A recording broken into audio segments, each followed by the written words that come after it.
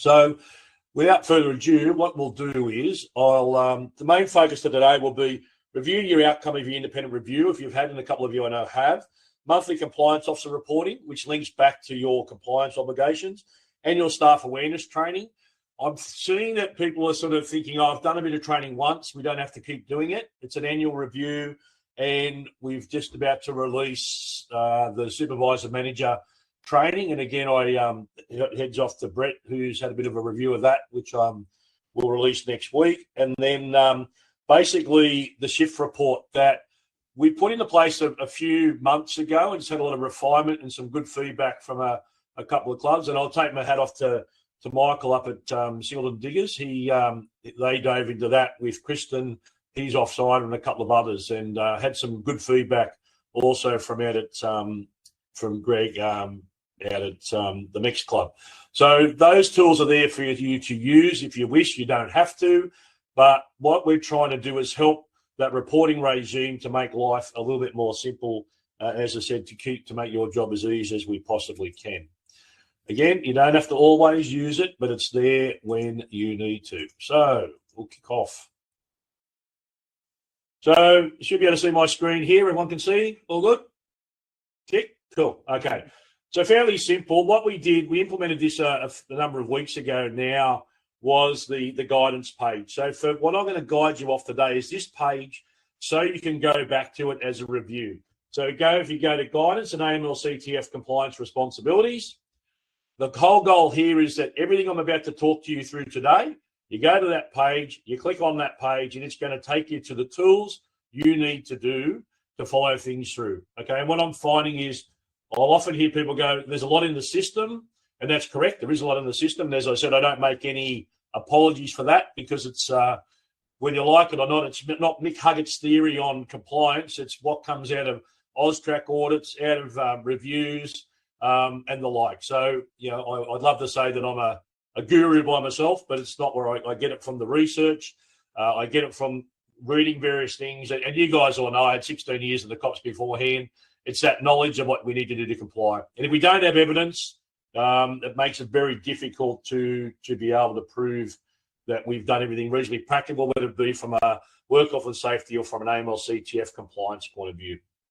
So most of you would all know now that if you're not, all the compliance functionality from an AML CTF point of view sits under compliance. So just to be clear, your AML CTF program sits in here, all your transaction monitoring, all the forms sit in here. Now, you'll see I've got a lot of forms in here because this is under CHD, and we've got clients with bullion and real estate as well. But all those forms, everything that applies to the gaming space, your area, sits in that area. So there's even now a shift headcount report that was asked for from Singleton Diggers, the security incident register.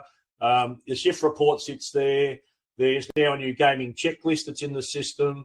So all that stuff sits under compliance. So feel free to have a bit of a dive in. All those things are there now for you to use to help, again, as I said, to make your job that little bit easier. So the first thing to remember is what I've got down here. For some of you who have had your AML CTF report, these things will look fairly simple, and it will be what you would have seen come out of your report. It talks about risk assessments. It talks about compliance officer appointment letter or resolution, position descriptions, compliance officer training evidence. All this stuff comes back to evidence. You've all got an AML CTF program, which we've helped you develop. Tick, that's easy, okay? And a couple of clubs that may have gone and had some other sort of work done as well have found the program is fine. It's the evidence issue is the problem, okay? So we can have a program. I can only help you. I can only help guide you. I can give you the tools. I can't do the doing. So, and we have every year I sit down with Trace and we go through the compliance report, don't we, Trace? And just say that's what's been really good. It's good to be able to have that sort of work where you're working with people. And when you've got the evidence, it makes it simple. When you don't, it's a struggle. So just keep that in mind for moving forward. Your stuff around the approval. So if you've got things in your program which is saying it hasn't been approved, it just means that there's not been a formal approval letter. Now, we're about to add some additional functionality in the cert to go each year, just do that checklist that goes, check, where's the approval letter, where does it sit? But in short, if you got a report and you go, hang on, there's a couple of things we believe have been done, in that email you got would have said, please send them through and they'll update. So, for example, I know a couple of clubs, for example, I'll reach out every year and say, have you done your compliance report? Some years I do some work with people, other years we don't. Sometimes someone will come back and go, oh, we've done our compliance report. And, you do yours every year, because we've talked that through before, but we don't have a copy of it. And if it's not insert, then it makes it easier. What we're trying to do is, if everything sits insert when it comes to compliance, it just means that if you get an audit, we're not trying to go looking for stuff as it's needed, okay? So if you have a better way to do it, by all means, reach out and let me know. But at the end of the day, what I'm trying to get you to do is that anything that's required from an audit point of view, you'll be able to click on a button and find it. Or if it's a manual document, say like a set of minutes, you would be able to simply go, say, for example, to the, I thought I had done this earlier. If you come over here to, for example, documents, and you go to the document library, manual documents we can we can put into there as well. Okay, so what we tend to do is, now again, this is our sort of test portal, for want of a better word. Easy to load stuff in under organisation. It sits in there, so a compliance report or an approval or something like that is fairly simple to get in the system. And if you have an issue doing that, let us know. Okay, so moving forward, to ensure that we stay focused, the transaction monitoring is key. Now, I'm not going to go through every component of this today, but many of you on the call today have gone through this, worked through it, had some great feedback. We recently did an email out to a few people that provided some guidance around some of that information that needs to be there. So the reality of it is if you can't show transaction monitoring records, you're going to have a problem. Now, this is me. And hang on, I'm going to sign out.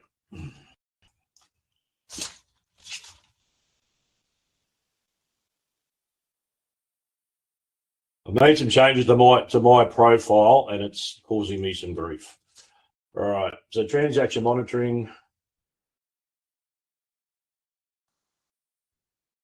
So for those of you that have or haven't done, you will see that there are a series of records in here that sit in transaction monitoring, open, closed, and the like. Now, what happens here is that it allows you, in sense, to, when you do a report, when you've got the S7000 system, you run a report, or you're running the EBET report, you can do that, put in the system, and it just allows a very easy access for you to be able to review the documentation and provide that evidence to the board. Now, something that a couple of clubs do is they'll run that report, use that report, print it off sort of on a monthly basis, provide a copy, or let the board see it. Now, there's nothing in the detail there about individuals, so there's not a risk of tipping off. As you all know, the board want to know information, but the board doesn't need to know about specific individual instances or issues that are happening that then become an issue from a tipping off point of view. So just keep that in mind. But the thing around the transaction monitoring is, if you don't have that evidence to provide that, that's going to give you some grief, particularly as time moves on. Right, yeah.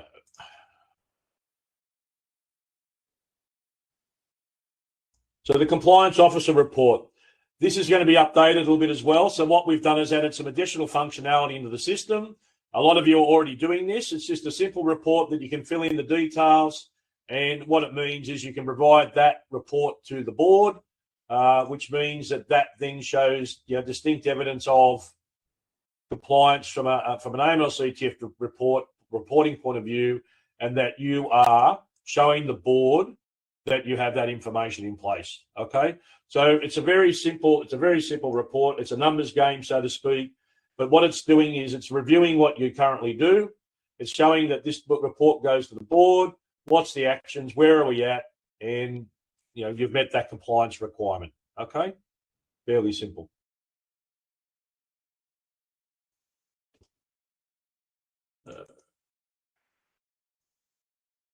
The trouble is they're all forms, a bit like going to the bank. As soon as you hit one, it's going back to where you need to be. Okay. Rightio. Monthly tasks. You all know that you get your monthly tasks. Now, the reason for the monthly task is it means that we just feed up some drip feeding of information around your AML CTF program. So as you know, everyone's doing their annual training, for example.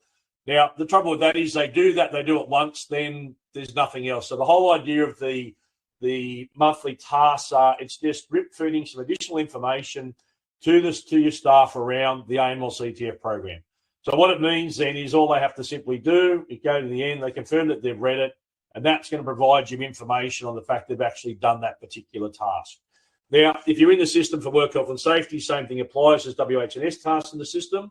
So you meet your due diligence requirements from an AML CTF and from a WH&S point of view. But what it means is that we're just providing that ongoing guidance. So if in the event AUSTRAC turn up or there's an issue, it means that we've shown your training and we show that we keep giving you some feedback along the line.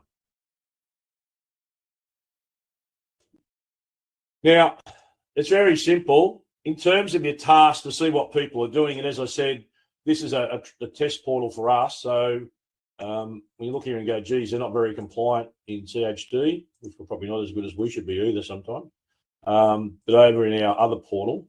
So what it means is if you put the date in from the first of a particular month to the first of a following month, it'll allow you to run a report on who's completed these tasks in this particular time. So this is where you'll get to see very clearly whether people are actually completing their tasks or not, okay? Now, some of you may say, well, we don't want to do that. That's your call. All I'm trying to do is, as I said, give you the best tools that we possibly can to go, Mary's done the AML CTF training annually. We don't talk about AML CTF for another 12 months, and then they don't remember anything. Now, I had a conversation with a client yesterday who one of their staff members was really clear about what their requirements was and identified some fairly significant issues over the weekend, which is just testimony to say the more that people understand how the program works, the better off they're going to pick up on particular AML CTF issues. So don't underestimate the value in just drip feeding information to people. Remember too that we tend to only remember 7 items plus or minus 2, okay? So if I read something and it's got a heap of information in it, I'll likely remember 5 and or maybe 9 items out of that. So if we do that once, then we're only picking up on small things. They often say if you haven't heard anything 7 times, you haven't heard it at all. So this is why that repetition stuff that particularly people like Anthony Robbins and others talk about, repetition is the mother of skill. We need to make sure we keep guiding people along the way. Now, again, if you click this here, training for new staff annually, if you get new staff come in, you can very simply just click on that. It'll take you to course enrollments. You go to AML CTF and you pick an individual, for example, and you enroll the selected person in training. So if someone's new to the organisation, it's not hard for you or someone else to put them in the system and at least enroll them in the course. Now, my view is there is actual role in the system called user creator. So if you've got, say, someone in the organisation who you get a new person, they put them into Xero or they put them in MYOB or in your finance system, you can give that person that role, which means that allows them just to get access to add someone into the system and not see all their personal details if you don't want them to. Now, again, if that's an issue for you from a privacy point of view, or you don't want the finance people to see stuff, it allows those people, though, that when you onboard someone, get them into the system, and only they see that. So that's how simple it is to enroll someone into the training that's required. And as I said, as of next week, basically the managers and supervisor training will come up as well. You want to then sort of go at a glance and see how it is. There's a training matrix in the system now, and what that simply does, you click on that. Once the people are in the system, it then allows at a glance to see how people are tracking, okay? So as you know, we've got money laundering, we've got a series of other training in the system that more and more people are using. It allows you, as I said, at a glance. So the blue means that they've been enrolled, the green means it's been completed, and the red means that they've not started it, okay? So it can be a very easy way for you to manage your training in the system and see it at a glance. Now, again, if you're having issues with any of this stuff along the way, or you're finding that you're clicking on some stuff and it's not, just reach out to us. And it simply means that either in onboarding, they haven't been set up in a new position, which we can help you sort that out when the time comes. The same thing with other general course enrolments. If you just want to see who has been enrolled in the course, simply, this is another report that allows you to see where that's at, okay? So if you don't want to go to the big matrix report, there's a couple of other options for you to see how people are progressing in the system. And the same with the student course report. I won't bore you to tears. The other thing now is that documented employee screening. Now, Trace reached out to me a couple of weeks ago and asked me if there any way we could come up with a form to put in the system that allows you to check those things like, driver's license, qualification, RSA, RCG when they first come in. So we're just playing with that at the moment. And I'll flick that out as a bit of a comment for people. So we'll go to Trace. If anyone else is interested to go what else that might look like, I'll flick that out hopefully next week to say this is what that'll look like. So the concept would be get a new employee, put them in, make sure that form's upstairs, for example, when, because a lot of times people come to the front counter and someone takes a resume, that's great, but what about the other information that we need to validate now when someone comes on board? The driver's license, are they able to work in Australia? Do they have a visa or do they have a proper working permit to be able to do? So remembering that also insert is where you can add documents for people. So if they have a resume and it comes in, add the resume in the system. As simple as recording a document, the title might be resume. There's various different document types that sit in the system as well. You can have an expiry date if you want, or you don't have to. And then simply, if it's a summer file that you don't have, you can put in temporary and we'll update the document for you. But my view is always with documents, keep them as simple as possible. Like if it's a resume, it's a resume.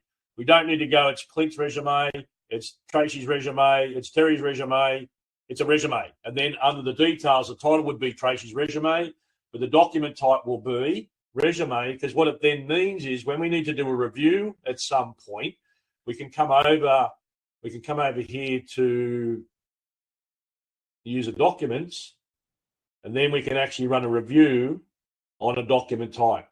So when we're doing an audit at some point as we move on, so as you know, for those of you would know that as of the 1st of April, the new anti-money laundering and counter-terrorism financial requirements come in place, which means the personal due diligence has been upgraded, it's been enhanced.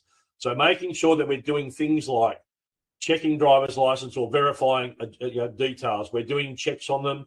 We've actually checked resumes. That stuff's more important now than ever before. And where's the evidence that we've done that? That sits in the system. When you get another independent review, for most of you will be the next 2 years, that's when it's going to be really important. You can sit there and go, look, to the auditor, dive on and have a look because all the information's there, rather than them asking you to send them, you send them copious amounts of information. So again, just trying to make that file retrieval process as simple as possible for you. Okay. One of the other new requirements is conflict of interest declarations. Now, we all know, and I've had numerous conversations with many CEOs, some are on the call here and others, where doing a police check for people who aren't going to turn up. They might do a shift. They turn up and they just don't like Clint because Clint doesn't smile the right way. That's just what he's like. We know that some people come in, they think they're going to go to hospitality. They get asked to work an afternoon shift and go, I can't do afternoons on a Wednesday afternoon because I play water polo. Well, hello. That was always going to be a reality, okay? So one of the things we've put in is a conflict interest declaration form, which just allows for people to make a declaration that they don't have any particular conflict that's going to cause them any grief. And then if we've got someone in a senior role, such as a supervisor or a manager, then it may be determined, depending on your risk appetite in your business, whether we do a police check or not, okay? So some clients are already doing police checks straight away. Some have already been doing them. That's your call. But it's not something we just need to talk about from a risk point of view. And again, if you want to have that conversation offline, feel free to reach out to me and have that. And some of you, we've already had that conversation. Because I get that it's a cost and sometimes it's people don't want to do it to start with and the like. But again, it gets back to your risk appetite and where you sit in your particular organisation. But this now can be, the conflict of interest declaration can now be issued on onboarding. So when you use the onboarding functionality in CERT, what it allows you to do is that we can issue that particular document so that when the person's onboarded in a particular position, what it means is that that automatically gets assigned to them, that they've got to sign off to save you some time and effort. Okay. Now, I know some of you are using onboarding and some of you aren't. One of those things moving forward out of today, again, if you're not, give us a call and we'll talk you through it. It's very easy for us to set up. And I know that some people do some stuff still manually when it comes to onboarding. Some people don't. And I know people want to move forward to try and use some of the other tools that we've got. So that, again, as a result of today, this is the information that makes your job easy so that when the time comes, if you do get an audit, or particularly from an independent review point of view, it's going to save you so much time and effort from that point of view. Now, as you know, suspicious matter reports are one of those things that you might need to lodge at some point.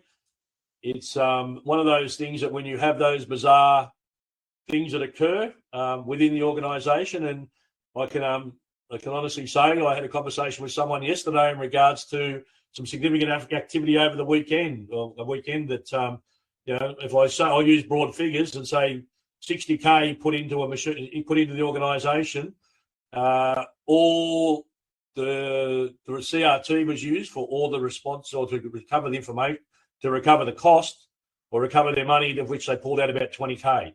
So this was something local in the Newcastle area. So don't think it's not going to happen to you. And as a result of that conversation I had with that particular compliance officer yesterday, very, very clearly, it smells very, very bad. Now, it might just be very lucky, but someone doesn't walk into a club, puts in 60K, walks out with 20 grand, and everything happens in the CRT machine. So just be aware that this stuff is happening locally, and you just need to be aware. And hats off to that organisation. Again, training, supervisor picks up on stuff. The fact that they're doing the transaction monitoring, it just means that it's going to make that job very easy. Now, as I say to everyone, and like we've just picked up, for example, Hat Head and Yamba in the last 6 months, I'm not suggesting that those places particularly are crime capitals or money laundering capitals of the world. But what you've got is they're very transient populations. So no different to Western, you get people wandering through up there. Toronto's the same. We've got people who wander in and wander out. So you've got to remember that financial intelligence is when we identify something like that, you just don't know where else those people are going, and you don't know what else is going on elsewhere. That person's being tracked by AUSTRAC, for example. They come to your club and they're doing some gaming, do some wins, and then all of a sudden AUSTRAC's worked out that that's where they are. They come to your club and then they start asking for information. That's where we'll come unstuck if we don't have a proper system or the like in place. So again, as I said, it's doing the things you have to do. And again, I was with another client this morning and just said, this is, again, as I said earlier, this is not mixed philosophy on AML CTF. This is what the legislation's asking you to do. Sorry, what I was going to show you earlier, in terms of lodging, if you've got a document in the system, say, for example, whether it's a AML CTF report or something like that, you just need to go to organisation, go record document, and that's where it'll allow you to record that document as well, just like the user documents in terms of their qualifications or their RSA or their resume, okay? So that makes that job easier. When you put a document in here and you click public, what it means is it's then available over here in the document library. So you might put most of the documents that go in organisation, like your AUSTRAC report or something specifically. You wouldn't click the organisation display box. You just have it so it sits in the back end and it can be accessed, okay? To make life a little bit easier for you. Rightio. So that's the foundation. If you're doing that stuff, and these items here particularly are linked into the items down the bottom, okay? So these are some of the recommendations that have come out of the independent reviews this year. These are the things we need to do to make sure that we meet those requirements. Now, the other thing that we're about to do, and we said if you did an AML CTF review this year with us, what we'll do is we'll do a quarterly internal audit. So what that means is quarterly now, and this is the whole idea of today's webinar, we need to get some work done for those of you who had your independent review done and there's items that are outstanding. If you're comfortable and happy, what we'll do is two things is every quarter moving forward. So October, we'll touch base and go, how we tracked, what have we got done? These are the things we need to do. Okay, tick. And then it'll simply just be a series of questions. And what will happen is, as the compliance officer, you'll get sent this document and ask you to answer a few questions. As simple as you'll get it like this. You'll tick a box and go, yeah, here it is. That's a question I've got. Great. Comment is yes, done, finished, not done, whatever it may be. Now, remembering that an independent review is someone independently saying, is the evidence there that if you get an AUSTRAC audit, that you're going to comply? We can't always do everything straight away. That's a reality. But if we start to keep moving down the path of getting things implemented, then that's going to at least show AUSTRAC that you're trying to do the right thing. So what I'm alluding to is we're saying we do a quarterly check-in. So, for example, we're checking along the way and goes, the customer's been risk rated. Yes, they have, because we did at the beginning of the year. Tick, we don't need to do that again because it's already been done. But we're just checking to make sure. If all of a sudden you go, oh, I didn't get that done because I was going to update that in January, well, then we just make sure that we're very clear along the way that by the time we get to the end of the year, we know that those gaps have been finished, okay? So that's the purpose of the independent internal audit, is to do the guide along the way, to do that quarterly check-in to make sure you're on track. The other thing we're going to do is, in the system, is what we call CTF or continuous improvement reports. Now, I am not trying to complicate things, but what I'm trying to do is if you've got some outcomes or recommendations from your independent review, my view is they go into here as a new CTF, and it just means that we can track them, check that they're being done, and then when you get an audit down the track, they'll go, where have you actually implemented the things from the last independent review? You'll have a very clear indication of where it is. Now, the CTF is not just for independent reviews. You can use this within your business for other items as well. But what I'm trying to do is introduce you to the tools that we have in the system. We've got clients with ISO 9001.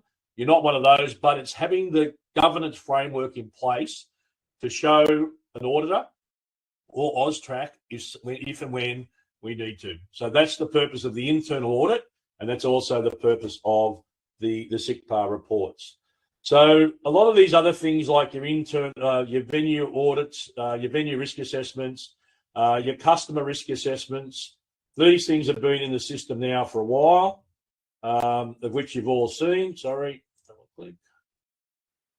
Okay, so if they've been completed, okay, they'll be sitting in the system. You've got those, and there's something that we'll do every 12 months to make sure that we've shown that we review customers and the like. So again, it's something that we tend to go through when we catch at the end of each year, and it's something we'll make sure we do as part of that annual review for you at the same time. The only other thing there's a club profile that's in the system as well now.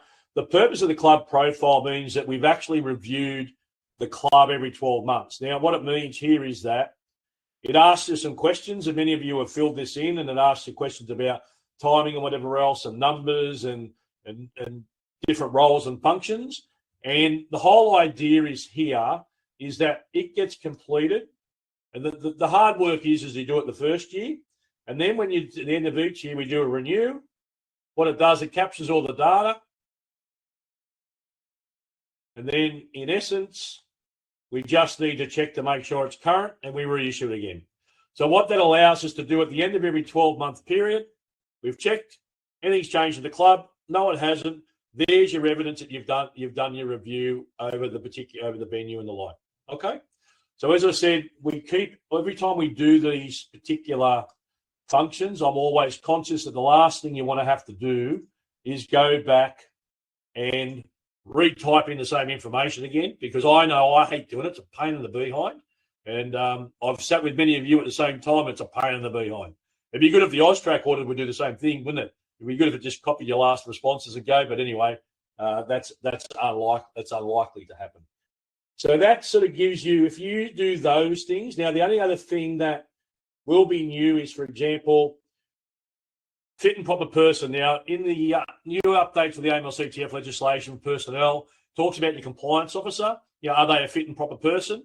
So we would all argue they're not, and you'd argue that some of your respective CEOs, husbands or partners may or may not be fit and proper people. There's a new form. So what I've been doing is reviewing a number of forms that AUSTRAC have put out in, you guys will love this. You've been in the system, and we've been doing this since 2010 with a number of clubs. And, we've been working with Toronto Diggers, for example, for 20 years, and Burjo and East Maitland and a number of others. We've had to develop all the forms along the way based on what we believe is right. What they did with the new tranche too, so real estate, bullion, accountants, they developed all these lovely new starter kits. Did they ever do a starter kit for clubs? No. Okay.